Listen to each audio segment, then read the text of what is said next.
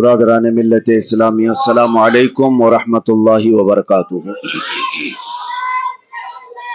الحمدللہ وکفی وسلام علی حبیبہ المصطفى، اما بعد فاعوذ باللہ من الشیطان الرجیم، بسم اللہ الرحمن الرحیم۔ کنتم خیر امۃ اخرجت للناس تأمرون بالمعروف وتنہون عن المنکر وتؤمنون باللہ، صدق اللہ مولانا العظیم۔ بارگاہ رسالت مآب صلی اللہ علیہ وسلم میں درود پاک کا ہدیہ پیش کریں۔ اللہم صلی علی سیدنا و مولانا محمد معدن الجود والکرم وآلہ واصحابہ الکرام وابنہ الکریم وبارک وسلم صلاة دائمة سرمدا ابدا۔ عزیزان گرامی وقار، ماہ ربیع النور شریف کی گرمی ابھی باقی ہے، اور بحمدی تعالی آپ سب کے چہرے کھلے کھلے اور حضور پاک صلی اللہ تعالی علیہ وسلم کی محبت میں مہکے مہکے نظر آتے ہیں۔ ہونا بھی یہی چاہیے۔ وقت آج جمعہ کا زیادہ ہو چکا۔ ایک چیز اچھی یہ بھی لگی کہ میں ویسے تو اس سال جلوس عید میلاد النبی صلی اللہ علیہ وسلم کے موقع پر ہندوستان میں حاضر نہیں تھا، لیکن ہر علاقے میں اپنے اپنے اعتبار سے لوگ حضور کی محبت میں جلوس کی شکل میں نکل بھی رہے تھے۔ ہبلی کے کیا حالات ہیں میں نے معلوم کیا، تو ظاہر سی بات ہے میرے عزیزو، جو ہماری روایات باقی ہیں اسی روایت پر عمل کرتے ہوئے ٹھیک جس دن حضور پاک کی عید میلاد تھی اسی دن یہاں پر جلوس بھی نکلا۔ بات صحیح ہے؟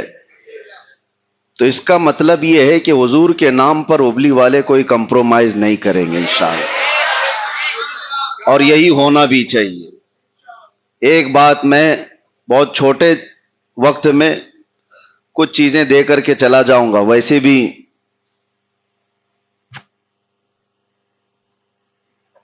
ہمارے آنے جانے کی خبر گرم ہوتی ہے تو بہت سارے لوگ ویسے بھی گرم ہوتے ہیں۔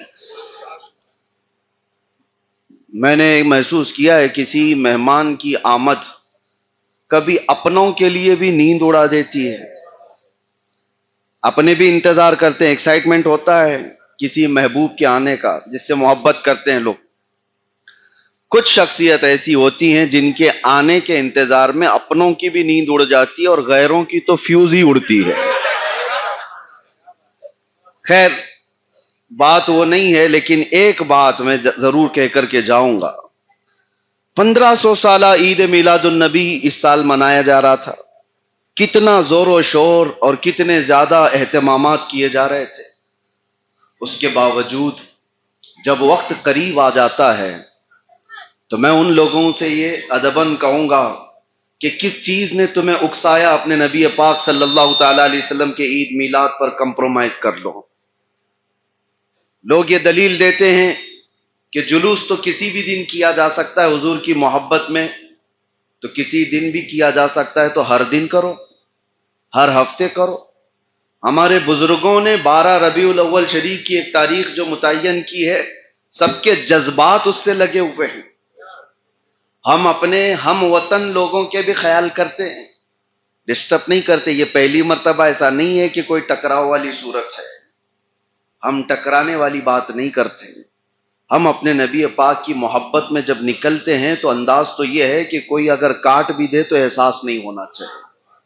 محبت اسی کا نام ہے۔ حسن یوسف میں کٹی مصر میں انگشت زنا، سر کٹاتے ہیں تیرے نام پہ مردان ہارا۔ لوگ اگر جلوس میں نکل کر کے دیکھتے، وہ شریر لوگوں سے ہمارا کوئی تعلق نہیں جو جلوس کو انٹرٹینمنٹ کے لیے استعمال کرتے ہوں۔ عاشقان مصطفیٰ کے جذبات سے تو نہیں کھیلنا چاہیے۔ ہبلی والوں، 100,000 بار مبارکبادی میں پیش کرتا ہوں، 1000 بار مبارکبادی پیش کرتا ہوں، اور فخر سے آج آپ کے سامنے کھڑے ہو کر کہتا ہوں کہ الحمدللہ آج بھی غیور سنی اس شہر میں باقی ہیں جو اپنے نبی کے نام پر کوئی سمجھوتا نہیں کریں گے انشاءاللہ، جو بھی ہو جائے۔ کیا آپ رمضان کی عید آ جائے، بقرعید آ جائے تو اٹھا کر کے کسی اور دن رکھ لو گے؟ یا پھر چاند سے کہو گے تھوڑے دن بعد نکلنا؟ کیا حالات ابھی گرم ہیں، خراب ہیں؟ کبھی جمعہ میں ایسی نوبت آ گئی تو کیا جمعہ اٹھا کر کے اتوار کو رکھ لو گے؟ نہیں، ان اللہ تبارک و تعالیٰ کی بارگاہ میں ایام مخصوص ہیں، جو دن مخصوص ہیں، انہی دنوں کے لیے یہ چیزیں مخصوص کی گئی ہیں۔ یہ میسج میں آج میلاد جلوس کے بعد اس لیے دے رہا ہوں کہ آگے سب کے ذہن میں یہ بات رہے کہ اگر کسی کو کسی نے قوم کا بڑا سمجھا ہے یا پھر آپ پر ٹرسٹ کرتے ہیں، اعتماد کرتے ہیں، تو کم از کم قوم کے ساتھ یہ کھیل نہیں ہونا چاہیے۔ چاہے ہمارے ساتھ کوئی بھی چیز ہو جائے، لیکن قوم کی جو ہمارے ساتھ محبتیں جڑی ہوئی ہیں اس کے ساتھ کھلواڑ نہیں ہونا چاہیے کسی اور کو راضی کرنے کے لیے۔ ایک بات یاد رکھیں کہ جس کو راضی کرنے کے لیے سب کیا جاتا ہے، یہ کبھی راضی نہیں ہوتے، کبھی راضی نہیں ہوں گے۔ آج تم سے تمہارا جمعہ چھین کر کے یہ کہیں گے تم نیوٹرل بن جاؤ، سیکولر بن جاؤ، کٹر نہ بنو، لیکن کل کو اس کے بعد پھر کسی اور چیز پر یہ چیزیں ہوتی رہیں گی اور کبھی تم سے کوئی راضی نہیں ہو سکتا۔ مجھے بابا جی رحمت اللہ تعالی علیہ کی ایک بات یاد آتی ہے۔ علامہ خادم حسین رضوی رحمت اللہ تعالی علیہ، ہزار رحمتیں ان کی قبر پر ہوں۔ جس وقت ان کو پولیس گھسیٹ کر کے لے جا رہی تھی تو آپ نے کہا تھا تم تو کارندے ہو حکومت کے، جس طرح سے تمہیں کہا جاتا ویسے کرو گے، لیکن ایک بات یاد رکھو، تم مجھے ٹارچر کر رہے ہو، کھینچ کر لے جا رہے ہو، دبا رہے ہو، جس کو خوش کرنے کے لیے تم میرے ساتھ یہ کر رہے ہو وہ تو تمہیں نہیں دیکھ رہا، وہ چاہے پرائم منسٹر ہو چاہے کوئی بھی ہو، جس کو خوش کرنے کے لیے تم مجھے کھینچ رہے ہو وہ تو تمہیں نہیں دیکھ رہا، لیکن میں جس کے لیے جا رہا ہوں وہ تاجدار مدینہ مجھے دیکھ رہا۔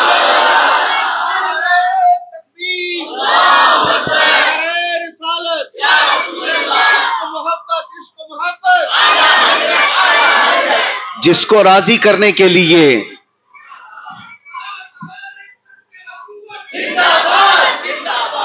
میں نے آیت یہ پڑھی ہے، تم خیر امت ہو، کنتم خیر امت اخرجت للناس، تم لوگوں میں خیر امت بنائے گئے ہو، تأمرون بالمعروف وتنہون عن المنکر، اچھائی کا حکم دو گے اور برائیوں سے روکو گے۔ یہ مزاج تمہارا ہے، یہ نہیں ہے کہ دین کے انہدام کی کوشش کرو گے، ہر چیز میں مصلحت کے دروازے ڈھونڈو گے۔ ہر چیز میں مصلحت کے دروازے نہیں ڈھونڈے جاتے۔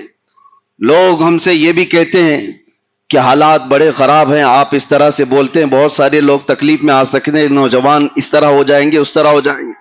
میں نے کہا کیا یہی نصیحت کوئی امام حسین کو بھی دیا تھا کہ ان کے لیے جو حالات بنے ہوئے تھے، کوئی تو نہیں تھا اس وقت، صرف 82 لوگوں کو لے کر نکل پڑے تھے۔ کسی نے مجھ سے یہ بھی کہا تھا کہ آپ کا ہونا بہت ضروری ہے، نوجوان آپ سے جڑے ہوئے ہیں اور آپ رہیں گے تو دین کا کام ہوتا رہے گا۔ میں ان سے یہی عرض کیا تھا، ادباً عرض کیا تھا، ہم تو پتہ نہیں کس درجے میں آتے ہیں اور نکمے گنہگار، ہم سے کئی کروڑوں درجے زیادہ افضل اور بہتر تھا کہ امام حسین کا زندہ ہونا، ان کا ہونا کتنا ضروری تھا، لیکن ہر بار اپنی سیفٹی اور ہر بار اپنے آس پاس کی چیزیں ہی نہیں دیکھی جاتی۔ اسی لیے ایک محاورہ مشہور ہے، ایک محاورہ مشہور ہے، کیا ہے کہ جب تمہاری جان پہ کچھ بن پڑے تو صدقہ دے کر کے جان بچا لو۔ جان پر کبھی کوئی بیماری آ گئی تو کیا فرمایا گیا؟ صدقہ دے دو، اللہ تعالیٰ بلاؤں کو ٹالتا ہے۔ جب تمہاری جان پہ کچھ بن پڑے تو صدقہ دے کر جان بچا لو، اور جب دین پہ کچھ بات آئے تو جان دے کر دین بچا لو۔ جب دین پہ بات آئے تو پھر صدقہ دے کر کے نہیں، اپنی جان دے کر کے دین کو بچا لو، وہ اہم ہے۔ اسی لیے فاضل بریلوی امام اہل سنت فرماتے ہیں، صدیق بلکہ غار میں جاں ان پہ دے چکے، صدیق بلکہ غار میں جاں ان پہ دے چکے، حفظ جان جو جان فروز غرر کی ہے۔ مطلب جانتے ہو آپ؟ اعلیٰ حضرت کا شعر سنو، جب ہجرت کے موقع پر رسول کریم صلی اللہ تعالی علیہ وسلم غار ثور میں تھے، واقعہ معلوم ہے. حضرت ابو بکر صدیق سارے سوراخوں کو بند کر کے بیٹھے ہوئے تھے، ایک سوراخ پر پاؤں رکھے ہوئے تھے اور اس پر سانپ کاٹ رہا تھا، اور معمولی سانپ نہیں، زہریلا زہر چڑھ گیا تھا. آج بھی آپ پوچھ لینا، معلوم کر لینا، کسی زہریلے سانپ کے کاٹنے سے آدمی صرف آدھے گھنٹے سے 1 گھنٹے کے اندر مر جاتا ہے. صدیق اکبر کو جو سانپ کاٹا تھا وہ زہر ان کے سینے تک آ چکا تھا پیر سے چڑھتے ہوئے، اور نبی پاک صلی اللہ تعالی علیہ وسلم نے بعد میں ان کا پیر ہٹانے کے بعد اپنا لعاب پاک لگایا، زہر تو ختم ہوا. یہ واقعہ تو معلوم ہے، واقعہ معلوم ہے. لیکن سنو، حضرت ابو بکر صدیق نے رسول کریم صلی اللہ تعالی علیہ وسلم کی حفاظت میں، ناموس رسالت کی حفاظت میں کیا چیز دی؟ پاؤں نہیں، انگلی نہیں، بلکہ اپنی پوری جان داؤ پہ لگا دیا. یہ 5 فرض ہیں ہر مومن کے لیے، جس کا زندگی میں اس کو پالن کرنا بہت ضروری ہے. اس میں سب سے پہلا فرض ہے جان کی حفاظت. جان کی حفاظت، دین کی حفاظت، عزت کی حفاظت. 5 چیزیں جو شریعت میں فرمائی گئی ہیں، اس میں سب سے پہلا فرض آپ کی جان کی حفاظت ہے. جان ہے تو پھر سب کچھ ہے. جان کی حفاظت کے بعد جو دوسرا سب سے بڑا فرض ہے، نماز کی حفاظت. ٹھیک ہے، نماز کی حفاظت. اور مولا علی شیر خدا اسد اللہ الغالب رضی اللہ تعالیٰ عنہ عصر کی نماز کے وقت، حضور پاک کے آرام فرمانے کے وقت کیا کیا تھا انہوں نے؟ سورج ڈوب گیا، ان کی عصر کی نماز قضا ہو گئی. یہ بھی مشہور ہے. کیا حضرت علی جان بوجھ کر کے چھوڑ رہے تھے؟ دیکھ رہے تھے سورج سامنے سے جا رہا ہے، اس کے باوجود حضور پاک صلی اللہ تعالی علیہ وسلم آرام کر رہے ہیں اور حضرت علی جگہ نہیں رہے، اٹھا نہیں رہے. عصر کی نماز قضا ہو گئی، روئے. پھر میرے آقا صلی اللہ علیہ وسلم نے کیا کیا؟ اشارہ کیا سورج کو، واپس آ جا، جہاں پر رکا تھا وہیں پر آ جا، عصر کی نماز علی کی باقی ہے. عصر پڑھ لی. لیکن دونوں نے کیا کیا؟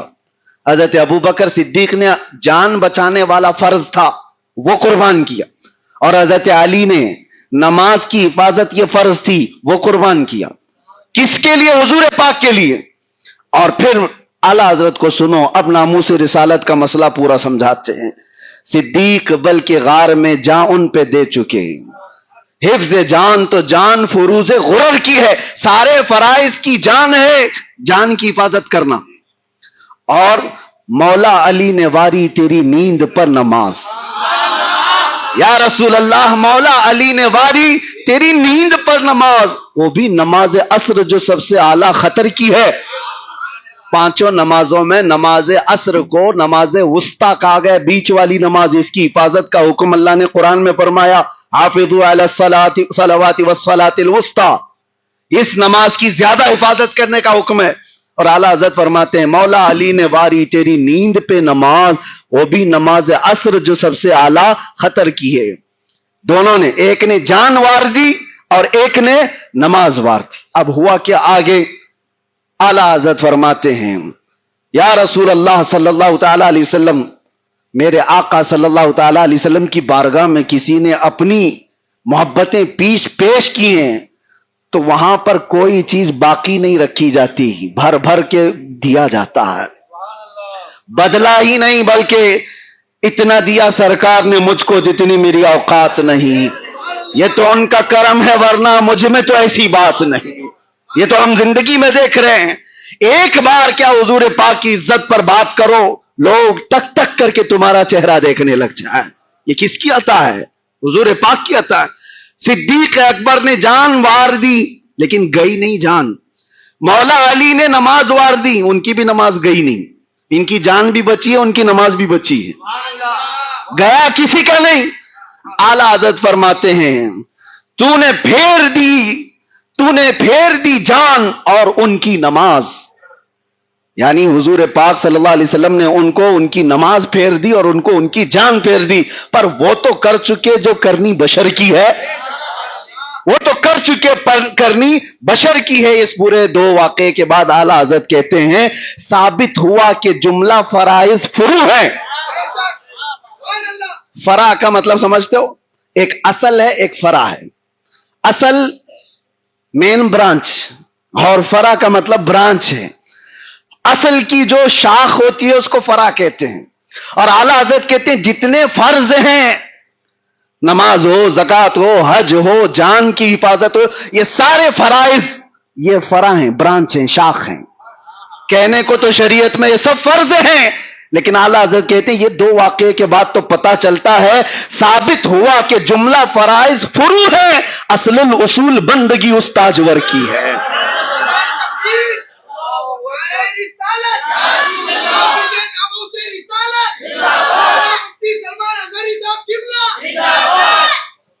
حضور پاک صلی اللہ تعالی علیہ وسلم کی محبت میں نعرے لگائے، میرے نعرے مت لگایا کرو. بار بار میں اس کی تنبیہ کرتا ہوں، ہماری حیثیت نہیں ہے ہمارے نام کے، اور نہ ہی یہ استقبال، نہ ہی یہ سارے شان ہمارے لیے نہیں ہے یہ ساری چیزیں. نبی پاک صلی اللہ تعالی علیہ وسلم کی جب بات ہو رہی ہے تو بات صرف حضور کی ہونی چاہیے. ہم شخصیت پرستی کے قائل نہیں ہیں. ہاں یہ چومنا وہ چومنا، ادھر جھکنا ادھر اٹھانا، یہ ہم اس کے قائل نہیں ہیں. بات اگر بادشاہ کی ہو رہی ہے تو فقیروں کی کیا اس میں ہے؟ کوئی بات ہی نہیں ہے. نبی پاک صلی اللہ تعالی علیہ وسلم کے دربار میں، اسی لیے تو اعلیٰ حضرت کا مشن تو دیکھو، اعلیٰ حضرت کبھی اپنے باپ داداؤں کے قصیدے نہیں پڑھے. ان کے باپ دادے کم نہیں تھے، وقت کے فہامہ علامہ سب کچھ تھے، لیکن جب قلم اٹھاتے تو یوں کہتے کرو مدح اہل دول رضا، پڑے اس بلا میں میری بلا، میں گدا ہوں اپنے کریم کا، میرا دین پارینہ نہیں. ہمیشہ بارگاہ مصطفیٰ کی تعریف کیا ہے، اسی لیے مولا ان کی تعریف ہر زبان پر آج کرا رہا ہے. آپ بھی اسی طرح اسی ماحول کو باقی رکھو. نعرہ لگے تو میرے مصطفیٰ کا، ہاں لبیک کہا جائے، خوب کہا جائے، یہ تسبیح بھی ہے اور بارگاہ مصطفیٰ کی حضوری بھی ہے.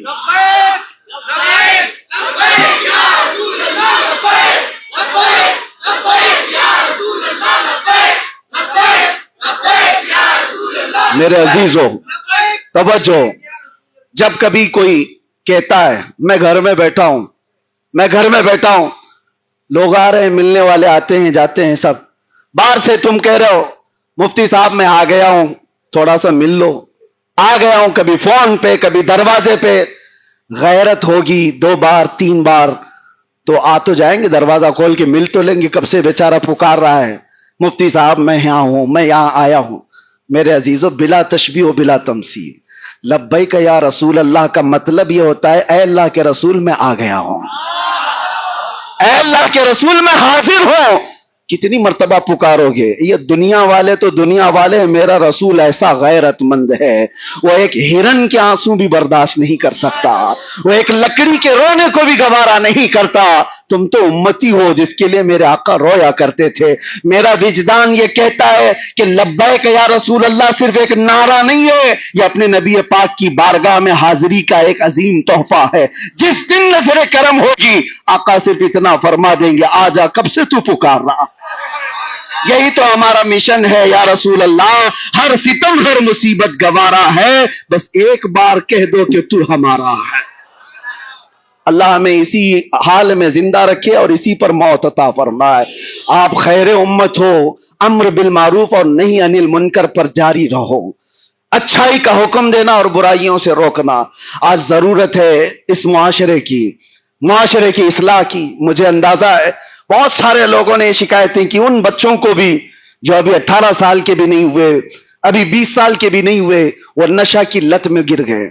اور ایسے ایک صاحب ہمارے ابلی کے آئے تھے، وہ دادا ہیں اور ان کے پوتے کی شکایت لے کر میرے پاس آئے تھے. کہا حضرت میرا بچہ 4تھی کلاس میں جاتا ہے. 4تھی کلاس کس کو کہتے ہیں؟ کتنا ہوگا؟ 9 سے 10 سال کی عمر ہوگی. کہتے ہیں اس کے بیگ میں میں نے کتنی مرتبہ نشہ پکڑا، ڈرگس. یہ کہاں سے چیزیں آ رہی ہیں؟ کیا 10 سال اور 12 سال کے بچے اس میں ملوث ہو سکتے ہیں؟ آج کس طرف جا رہی ہے یہ قوم؟ اے نوجوانوں، آپ اس کو یہ مت سمجھو کہ انٹرٹینمنٹ ہے، کر لیں گے چل جائے گا. یاد رکھو اللہ کے حضور حاضر ہونا ہے. تم میں سے کوئی بھی طاقتور بن کر کے بھی اس دنیا میں 1000 سال جی نہیں سکے گا. جی بھی لیا تو اس کے بعد بھی موت ہے. یہاں پر کسی کی دائمی زندگی نہیں ہے، اللہ کے حضور جانا ہے. اور اس حال میں تمہیں لے جایا جائے گا، تمہارے ہاتھ پیر بھی ہل نہیں سکیں گے. تمہارے ناک میں روئی ٹھونس کر کے، تمہارے پیٹ کو رسی باندھ کر کے، انگوٹھوں کو بھی باندھ کر کے لوگ کس طرح لے جاتے ہیں.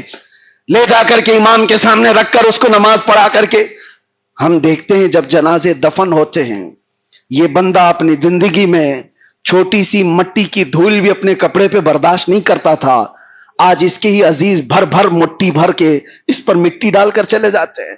ہم سب کا بھی وہی حشر ہونا ہے، سب کا بھی وہی حال ہے، اور اس قبر میں جانے کے بعد کس کو چیخو گے، کس کو پکارو گے، کس کو بلاؤ گے؟ وہ دوست آئیں گے جو تمہارے، جن کے لیے تم نے ماں باپ کو تک چھوڑ دیا، وہ دوست آئیں گے جن کے لیے تم نے اپنی حیثیت بدل دی، اپنے پیسے برباد کی، کوئی بھی نہیں آتا۔ دوستوں کا تو حال یہ ہے کہ ادھر مٹی نہیں ہوئی ادھر وہ قبرستان سے نکل گئے، کچھ دیر تک اگر کوئی بیٹھا تو بھائی یا باپ بیٹھ جائے یا بیٹا بیٹھ جائے، باقی کسی کا نہیں ہے۔ دنیا ہے، تمہاری سانسوں کی مالا جب تک چل رہی ہے تب تک ساتھ ہے، یا تمہارے ہاتھ میں پیسہ ہے، منصب ہے، تب تک ساتھ ہے، باقی سب چھوڑ کر جائیں گے۔ جب قبر کی تختیاں بند ہو جائیں اور گھوپ اندھیرا چھا جائے، اس وقت کوئی نہیں آتا، کوئی نہیں ہوگا۔ تم نے اپنے آپ کو جب برباد کیا، اس کے بعد سے اس کی شروعات ہوگی۔ قبر کی زندگی آخرت کی پہلی منزل ہے، یہاں سے پھر تمہارا احتساب، یہاں سے پھر تمہارا حساب شروع ہو جائے گا۔ بتا تو نے جوانی کہاں کہاں خرچ کی ہے، کہاں کہاں خرچہ کیا؟ میرے عزیزو، اس اندھیری رات میں اگر کوئی آتا ہے تو صرف آمنہ کا لال تشریف لاتا ہے۔ میرے آقا صلی اللہ علیہ وسلم کی آمد کی بات بتائی جاتی ہے، وہ قبر میں تشریف لاتے ہیں۔ جو نبی پاک صلی اللہ تعالی علیہ وسلم قبر میں بھی آئیں اور حشر میں بھی ہمارا ہاتھ پکڑے، آج تم ان کا دامن پکڑنے سے بھاگ رہے ہو، آج تم ان کے پیچھے چلنے سے بھاگ رہے ہو۔ آ جاؤ واپس، اٹھو، وگرنہ حشر نہ ہوگا پھر کبھی۔ دوڑو کہ زمانہ چال اپنی چل گیا، اپنے محلوں کو نشہ سے پاک کرو۔ دل درد کرتا ہے میرے عزیزوں، میرا ان سے کوئی لینا دینا نہیں ہے، ان نوجوان بچوں سے ہمارا کیا رشتہ ہے؟ تم نشہ کرو گے، برباد ہو جاؤ گے، لوگ تماشا دیکھ کر کے ہنسیں گے اور کچھ نہیں ہوگا۔ ایک چھوٹی سی بچی جنازے میں حاضر تھا، میں آپ کو بتا رہا ہوں، 6 سال کی بچی ہے، اس کا باپ کینسر کی وجہ سے مر گیا، بہت جوانی میں مر گیا، اور کینسر کس وجہ سے؟ نشہ کی وجہ سے۔ اور اس کی بچی نے ایک بار مجھ سے جو سوال کیا، آج تک دل پہ لگتی ہے بات، کہا کہ حضرت آپ تو بتائیے، ہم تو چھوٹے ہیں اور میری ماں کے لیے ہمارا کیا قصور ہے جو ہمارے ابا اس طرح کر کے چلے گئے؟ ہمارا کیا قصور ہے؟ ہمارا کیا؟ پوری زندگی ہم بغیر باپ کے ہی رہیں گے؟ اس بچی کے وہ جملے آج بھی چبھتے ہیں۔ میں نوجوانوں سے پوچھتا ہوں، تم کس پر ظلم کرو گے؟ تمہارے ساتھ کتنی زندگیاں جڑی ہوئی ہیں، کتنی زندگیاں جڑی ہوئی ہیں، تم اپنے انٹرٹینمنٹ کے لیے، اپنے عیش کے لیے کتنوں کو برباد کرو گے؟ ان کی زندگیاں نہیں ہیں جو تمہاری آس پر جی رہے ہیں؟ تمہارے بچے ہیں، بھائی ہیں، بہنیں ہیں، کتنے لوگ تمہارے انتظار میں ہیں۔ میں جانتا ہوں کتنے ایسی مائیں انتظار میں، کتنے تو نوجوان جیل میں اسی طرح سے دیکھے گئے جو ناحق ایسے کاموں میں مبتلا ہو کر جیل کی سزائیں کاٹ رہے ہیں، اور ان کی مائیں 2-2 3-3 گھنٹے باہر گیٹ پر بیٹھی رہتی، دھکے کھاتی ہوئی، دھوپ میں، بارش میں، سب جگہ ان کو دیکھ کر کے بھی ترس آتا تھا، اور وہ مائیں انتظار کرتی ہیں بیٹا صحیح ہو کر کیا جائے گا۔ ہم نے اپنی حیثیت کے مطابق جس کو جتنا اصلاح کرنا تھا وہاں اصلاح کیا ہے، لیکن آپ کو میں یہ بات بتا رہا ہوں کہ تمہاری زندگیاں صرف تمہارے ماں باپ، بھائی بہن اور بیٹوں سے ہی نہیں جڑی ہیں، میرے مصطفیٰ سے جڑی ہوئی ہے۔ آبرو ماذا نام مصطفیٰ، ہم سب کی عزت و آبرو مصطفیٰ کے نام سے ہے۔ اور جب میں یہ بات پڑھتا ہوں تو رونگٹے کھڑے ہو جاتے ہیں۔ میرے آقا نے جو فرمایا، تمہارے تلووں میں کانٹا بھی چبھے تو مجھے اس کا درد ہوتا ہے۔ کون ہے جو ہماری ان غموں کو سننے والا؟ کون ہے میرے مصطفیٰ کریم صلی اللہ علیہ وسلم کے علاوہ؟ تمہیں پتا ہے ملک الموت جس وقت میرے آقا کی روح لینے آئے تھے، اس وقت میرے آقا نے یہ نہیں کہا کہ نزا کی تکلیف اتنی ہے، بلکہ یہ پوچھا، اے اسرائیل بتا کیا یہ تکلیف میری امت کو بھی دی جائے گی؟ جب ملک الموت نے کہا سکرات سے سب کو گزارا جائے گا تو حضور کی آنکھوں سے آنسو نکل آئے۔ یہ نہیں پوچھا کہ میرے گھر والوں کو بھی تکلیف ہوگی، نہیں، بلکہ میرے آقا نے فرمایا کیا میری امت بھی اس درد سے گزاری جائے گی؟ آپ سے میں کہتا ہوں جو نبی، اسی لیے اعلیٰ حضرت کا میسج یہی تھا، جو نہ بھولا ہم غریبوں کو رضا، یاد اس کی اپنی عادت کیجیے، یاد اس کی اپنی عادت کیجیے۔ آ جاؤ اے نوجوانوں، بارگاہ مصطفیٰ صلی اللہ علیہ وسلم کی اس عظیم چھاؤں میں جہاں پر پلنے والے اپنے آپ کو آسمان کے ستاروں تک پہنچا دیتے ہیں۔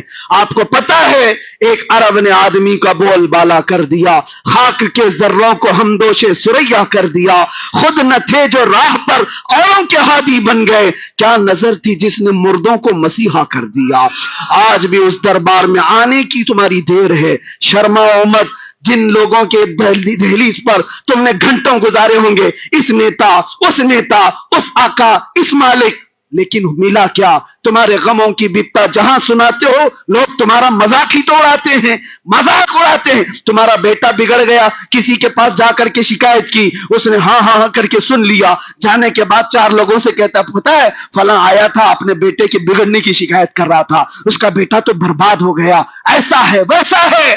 لیکن قسم خدا کی جس نے بارگاہ مصطفیٰ میں عرض کیا، بارگاہ مصطفیٰ میں عرض کیا، میرے آقا صلی اللہ علیہ وسلم کا حال یہ، مکہ کا ایک عظیم ابو حفص سمرقندی رحمت اللہ علیہ فرماتے ایک آدمی مر گیا تھا جس کا چہرہ گدھے کی شکل کا ہو گیا تھا، اور اس کا اکیلا بیٹا تھا، دروازے بند کر دیا یہ سوچتے ہوئے کہ باپ کو یہیں دفن کر دوں گا، اٹھاؤں گا تو لوگ کیا کہیں گے، رو رہا تھا۔ عرض کیا میرے آقا کی بارگاہ میں، اچانک وہ کہتا ہے وہ گھر کی عورتوں کو بھی سمجھا دیا تھا دروازے بند کرو، اس جنازے کو ہمارے باپ کو یہیں دفن کر دیں گے، لوگوں کو نہیں دکھائیں گے، دکھانے جیسا چہرہ بھی نہیں ہے۔ اسی اسنا میں گھر کا ایک دروازہ کھلتا ہے، ایک بزرگ آتے ہیں، چہرے پر چادر پڑی ہے، سیدھے اس میت کے پاس گئے، اس کے چہرے پر ہاتھ رکھا، چادر ڈھانک دی، اور پھر اس نوجوان کے پاس آ کر پوچھتے ہیں وہ بزرگ بتا کیا بات ہے۔ اس نوجوان نے کہا آپ کون ہیں، کیسے آ گئے میرے گھر پر؟ میں نے تو سب دروازے بند کیے تھے، لیکن اب آپ نے دیکھ ہی لیا میرے باپ کو تو دیکھو، اسی لیے تو رو رہا ہوں، غم اس بات کا ہے میرا باپ مر گیا لیکن چہرہ گدھے کی شکل کا ہو گیا۔ تو آنے والے بزرگ نے کہا کچھ بھی تو نہیں ہوا، جا کے دیکھ لے۔ وہ نوجوان کہتا میں اٹھ کر کے اپنے باپ کے چہرے کو دیکھا تو نہایت ہی چمکتا دمکتا چہرہ، کچھ نہیں ہوا۔ اتنے میں وہ بزرگ جا رہے تھے، یہ دامن پکڑ لیا، کہا آپ کون ہیں؟ اللہ کے فرشتے ہو؟ کون ہیں؟ پلٹ کر کے آنے والے بزرگ نے کہا انا محمد رسول اللہ صلی اللہ علیہ وسلم۔ میرے آقا نے فرمایا میں محمد اللہ کا رسول ہوں۔ اس نے قدموں پر گر کر کے پوچھا کہ آقا میرے باپ کے ساتھ کیا ہوا تھا؟ میں یہی بتانا چاہتا ہوں۔ حضور فرماتے ہیں تیرا باپ کچھ گناہوں میں مبتلا تھا جس کی وجہ سے اللہ کا غضب ہوا۔ بیٹے نے پوچھا کیا کیا تھا میرے باپ نے؟ اب توجہ، میرے آقا فرماتے یہ ہماری عادت نہیں کہ باپ کے گناہ بیٹے کو بتائے جائے، یہ ہماری عادت نہیں کہ باپ کے گناہ بیٹے کو بتائے جائیں، جو کیا تھا چھپا دیا گیا۔ آتا ہے فقیروں پہ انہیں پیار کچھ ایسا، خود بھیک دے اور خود کہے منگتے کا بھلا ہو۔ حضور پاک صلی اللہ علیہ وسلم فرماتے ہاں ایک عادت تیرے باپ کی اچھی تھی، اچھی جو ہے وہ بتا دیا، اچھی جو ہے وہ بتایا۔ فرماتے ہیں تیرا باپ اس وقت تک بستر پہ سوتا نہیں تھا جب تک 100 مرتبہ مجھ پہ درود نہیں بھیجتا تھا۔ اس کا انتقال ہوا تو فرشتوں نے مجھے بتایا، میں چل کر کے آ گیا اور اللہ کی بارگاہ میں عرض کیا کہ مولا تیرا غضب ہوا، اس کا چہرہ بدل گیا، لیکن مولا یہ درود پڑھنے والا چہرہ ہے، اگر یہی برباد ہوا تو دنیا کیا تانا دے گی۔ اللہ نے حکم فرمایا محبوب آپ اپنا ہاتھ ہٹاؤ، اس کے چہرے کو سب سے زیادہ حسن ہم دیں گے۔ میرے آقا کا ہاتھ رکھنا تھا کہ وہ چہرہ چمکنے لگا۔ بات یہ عرض کرنا چاہتا ہوں جو کچھ بھی ہے وہ حضور پاک کے دربار سے ہے۔ آ جاؤ ایک بار اپنے تمام معاملات کو لے کر، اسی لیے اعلیٰ حضرت فاضل بریلوی رحمت اللہ تعالی علیہ یہ فرماتے ہیں اپنے دل کا ہے انہی سے آرام، سونپے ہیں سب انہی کو سب کام، سونپے ہیں انہی کو سب کام، چارہ درد رضا کرتے ہیں، لو لگی ہے کہ اس در کے غلام چارہ درد رضا کرتے ہیں، جان و دل ہوش و خرد سب تو مدینے پہنچے، تم نہیں چلتے رضا سارا تو سامان گیا۔ حضور کے دربار میں اپنے آپ کو سرنڈر کرو، پیش کرو، پھر دیکھو عزتوں میں اضافہ کیسے ہوتا ہے۔ اللہ کریم کہنے سننے سے زیادہ عمل کی توفیق عطا فرمائے۔ آ جاؤ، آج جو نوجوان ادھر ادھر بھٹکے ہوئے تھے ان سب کو دعوت فکر دے کر میلاد کی برکت سے، ربیع الاول کی برکت سے اس مجمع میں عرض کرتا ہوں، چلو پکارتے ہیں بارگاہ مصطفیٰ میں سچے دل سے، آؤ ایک بار ایک آواز ہو کر کے عرض کرو، میں مجرم ہوں آقا مجھے ساتھ لے لو، میں مجرم ہوں آقا مجھے ساتھ لے لو، کہ رستے میں ہیں جا بجا تھانے والے، چمک تجھ سے پاتے ہیں سب پانے والے، میرا دل بھی چمکا دے، میرا دل بھی چمکا دے، میرا دل بھی چمکا دے، لبیک یا رسول اللہ، وآخر دعوانا الحمدللہ۔